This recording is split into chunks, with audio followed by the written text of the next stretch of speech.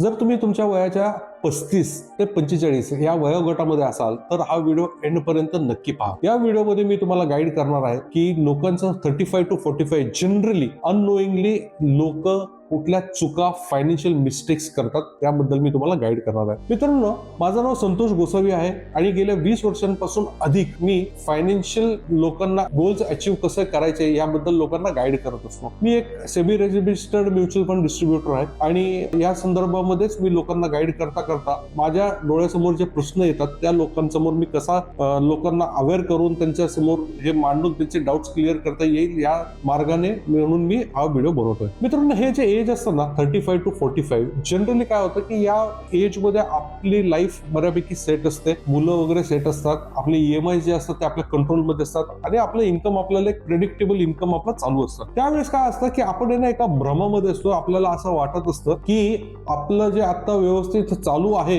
या पद्धतीने जर आपण चालू झालं तर आपण अगदी व्यवस्थित फायनान्शियल फ्रीडम गाठू शकतो. पण मित्रांनो, आपल्याकडनं आहे ना न कळत याच एज मध्ये अशा काही चुका घडतात. ह्या जर चुका तुम्ही टायमिंग म्हणजे वेल इन टाइम जर तुम्हाला कळाल्या तर तुमच्या हातात घडणार पण नाहीत आणि दुसऱ्या खूप वेळ गेल्यानंतर जर ह्या चुका कळल्या तर ह्या चुका कळाल्यानंतर त्या अगदी इरिव्हर्सिबल मिस्टेक्स होऊन जातात लाईफच्या. तर नक्कीच हे कोणाला आवडणार नाही. तर मित्रांनो, ह्याच्यात पहिली चूक काय असते की लोकांना असं वाटतं की माझं जे इन्कम आहे ते दॅट इज माय वेल्थ. मित्रांनो, इन्कम आणि वेल्थ हे दोन खूप टोटली वेगळ्या गोष्टी आहेत. लोकांचा जो समज असतो ना की माझं इन्कम ज्या पद्धतीने वाढतं त्याच पद्धतीने माझी वेल्थ वाढेल, हा चुकीचा भ्रम आहे. कारण तुमचं इन्कम जे आहे ना हे टेम्पररी आहे आणि वेल्थ ही तुमच्या आयुष्यभर तुमच्या बरोबर पुरणारी आहे. दुसरं असं आहे की लोक काय करतात, प्रत्येक गोष्टीसाठी ना एकच SIP मध्ये इन्व्हेस्टमेंट करतात. म्हणजे लोक काय करतात, इन्व्हेस्टमेंट करतात आणि मुलांच्या हायर एज्युकेशनसाठी SIP केली ना, मुलांच्या लग्नासाठी केली ना SIP, स्वतःच्या रिटायरमेंटसाठी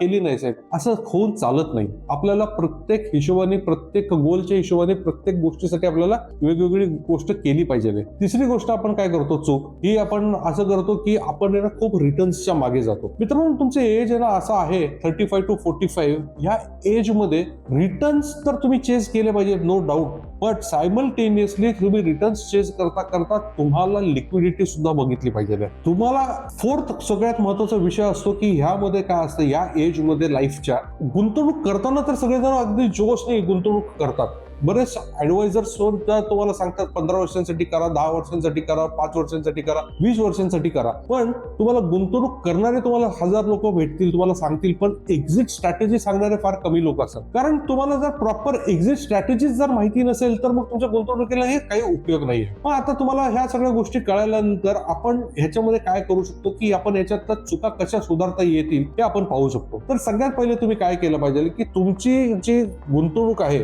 या गुंतवणुकीमध्ये तुम्ही ना वेगवेगळ्या बकेटमध्ये तुम्ही गुंतवणुकीची त्याला डिस्ट्रीब्यूट केली पाहिजे. सगळ्यात पहिले तुम्ही काय बघितलं पाहिजे की तुमचं प्रोटेक्शन केलं पाहिजे. आता प्रोटेक्शन ज्यावेळेस करणार त्यावेळेस काय होतं की तुमचा इन्शुरन्स हा बेसिकली फायनान्शियल प्लॅनिंगचा फाउंडेशन आहे. हा तुमचा खूप स्ट्रॉंग असला पाहिजे. कारण ह्याच्यानंतरच तुमच्या लाईफला, तुमच्या फॅमिलीला तुमच्या पक्षात स्टेबिलिटी मिळू शकते. आणि तुमची जी गुंतवणूक आहे ही सायमल्टेनियसली याच्याच म्हणजे सायमल्टेनियसली तुमच्याकडे एक गुंतवणुकीमध्ये इमर्जन्सी फंड सुद्धा असला पाहिजे. म्हणजे प्रोटेक्शन, स्टेबिलिटी आणि इमर्जन्सी फंड हे एक बकेट तुमची सेपरेट असली पाहिजे. नेक्स्ट तुमची गुंतवणूक जी असली पाहिजे ती बकेट तुमची असली पाहिजे तुमच्या मुलांच्या हायर एज्युकेशनसाठी, त्यांच्या लग्नांसाठी, तुमच्या ओन रिटायरमेंटसाठी. ह्या वेगवेगळ्या एजेस मध्ये जसे जसे मॅच्युअर होतील त्या हिशोबाने तुमच्या गोल बेस्ड फायनान्शियल प्लॅनिंग ह्या हिशोबाने तुमचे ते बकेटमध्ये डिस्ट्रीब्युशन करून तुमची इन्व्हेस्टमेंट अलोकेट केली गेली पाहिजे. म्हणजे कसं की तुम्ही मुलांच्या शिक्षणाचे पैसे जे आहेत हे मुलांच्या शिक्षणाचे पैसे तुम्ही इमर्जन्सी फंड मध्ये वापरलात तर याला काहीच उपयोग नाहीये. इमर्जन्सी फंडचे पैसे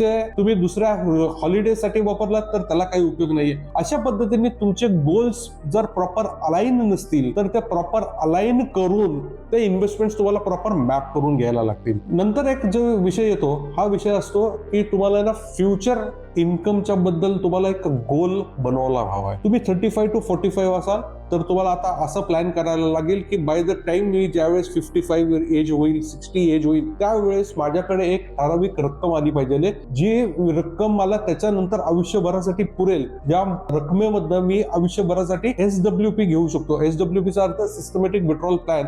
हा लाईफ लॉंग साठी तुम्ही क्रिएट करू शकता. आणि हे करण्यासाठी सुद्धा तुम्हाला प्रॉपर जसं मी म्हणालो हे स्ट्रॅटेजी हवी आहे. मित्रांनो, तुम्हाला ह्या सगळ्या गोष्टी आमच्याकडनं जर करून घ्यायच्या असतील आणि एक आमच्या बरोबर जर तुम्हाला फ्री डिस्कवरी कॉल करायचं असेल, जिकडे तुम्ही आणि मी आपण तुमच्या एक्झिस्टिंग इन्व्हेस्टमेंट बद्दल सगळं डिस्कस करू शकतो, तर तुम्ही आमच्या बरोबर दिलेल्या नंबरवर संपर्क साधू शकता. तुम्ही या व्हिडिओला सुद्धा प्लॅन म्हणून कमेंट करू शकता. तुमचे डिटेल्स आमच्या जो नंबर मेन्शन केलाय त्या नंबरवरती पाठवू शकता. तिकडे पण आपण तुमच्या बरोबर कसं कम्युनिकेशन एस्टॅब्लिश करता येईल याबद्दल डिस्कस करू. तुम्हाला जर हा व्हिडिओ आवडला असेल तर तुम्ही लाईक करा, शेअर करा, सबस्क्राईब करा आणि इव्हन कमेंटद्वारे आम्हाला कळवा की अजून कुठले विषय जर आमच्याकडनं मिस आउट झाले असेल तर आम्ही त्या हिशोबाने परत लोकांना एज्युकेट करण्याच्या संदर्भात आम्ही मोटिवेटेड राहू. तर परत भेटूया आपण नेक्स्ट सिरीज मध्ये, नेक्स्ट व्हिडिओमध्ये.